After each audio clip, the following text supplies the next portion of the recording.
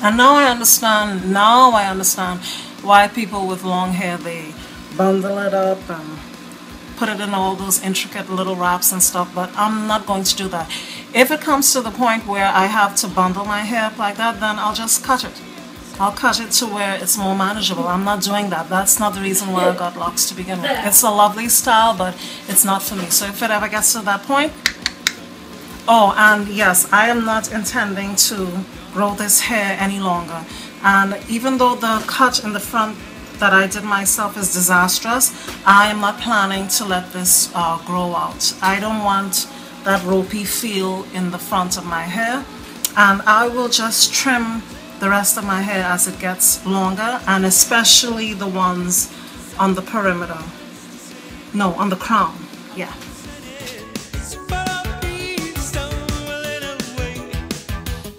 I think with long hair, it takes longer for you to see the growth, because I have 7 months of growth, just like everyone else's hair, because your hair is constantly growing, but it took 7 months for me to see growth.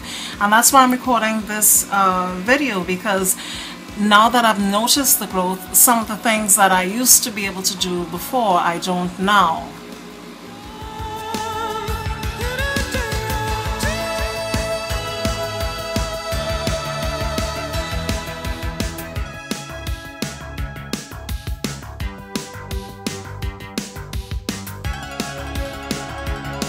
So short locks and really long locks have that in common. It takes a really long time for you to notice the growth.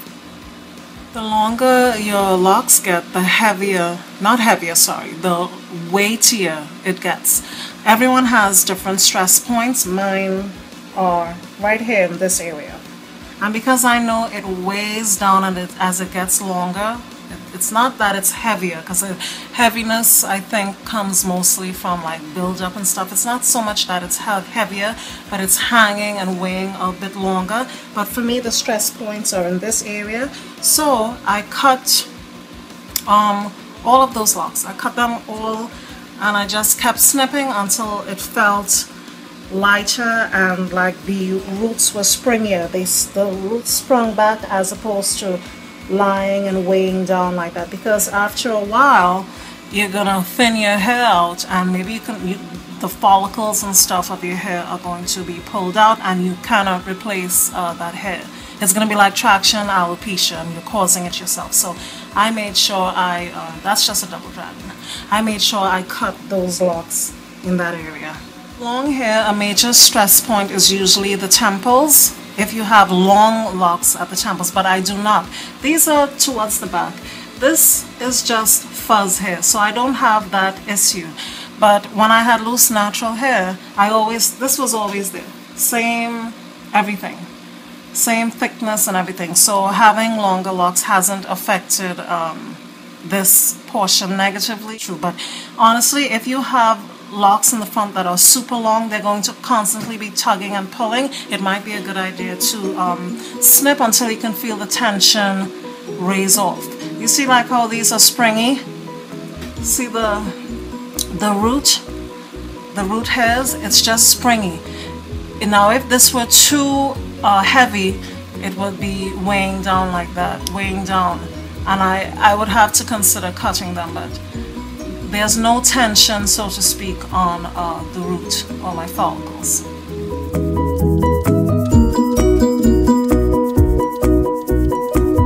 So I can feel all the hair just sliding, and I can feel that everything that it touches, every surface that it touches, it takes away some of the moisture, and I can feel the hair sometimes like straw, letting me know. It's like a beeper going off telling me that I have to add moisture to my hair. And I don't twist my hair, but if I see that I have a lock and it's just hanging by a string of hair, that's super unhealthy. I have to go in there and twine those loose hairs around the lock and train it to stay that way. Maybe every day I may have to do something like that. Other than that, it's time to cut it or merge it with another one so that I maintain the integrity of the hair.